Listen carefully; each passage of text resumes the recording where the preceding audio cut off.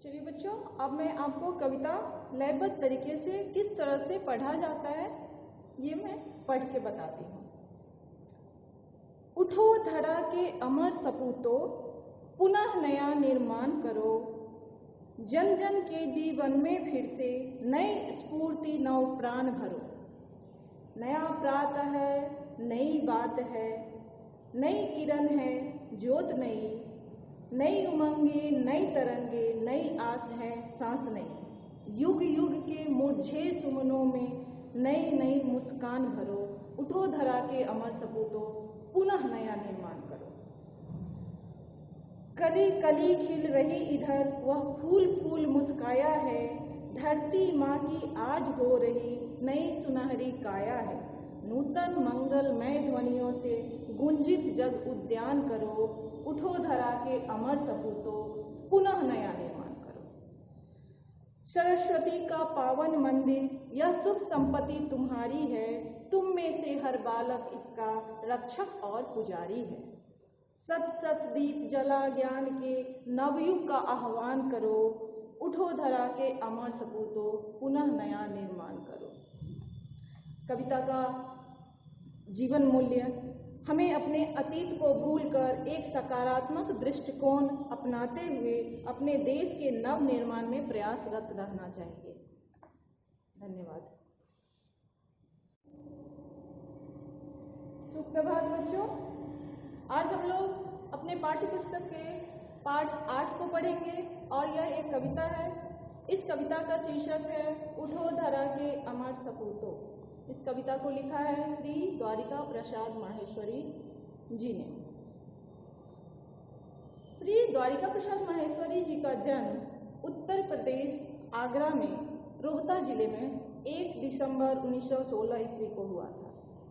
यह बचपन से ही बहुत होनहार छात्र थे।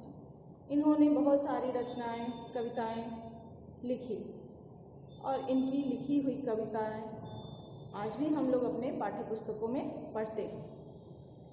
इनके लिखे कुछ प्रमुख रचनाएं हैं दीपक, ज्योति किरण, सूल की सेज, फूल और सूल, जो काफ़ी विख्यात हुई। बहुत सारी रचनाएं ऐसे हैं जो बहुत विख्यात हैं।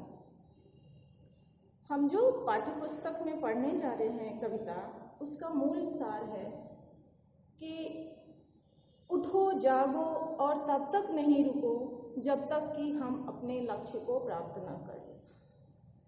कवि ने बहुत ही अच्छे शब्दों में देश प्रेम के लिए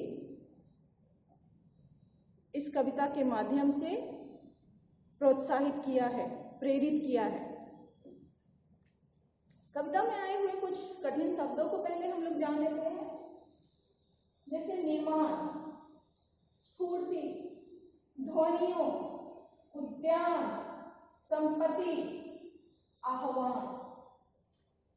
निर्माण मतलब रचना करना, स्फूर्ति ताजगी, ध्वनियों मतलब आवाज, उद्यान बगीचा, बाग, संपत्ति धन संपत्ति जो हमारे पास अर्जित की हुई होती है, आह्वान पुकार करना, किसी को पुकारने को आह्वान करते हैं।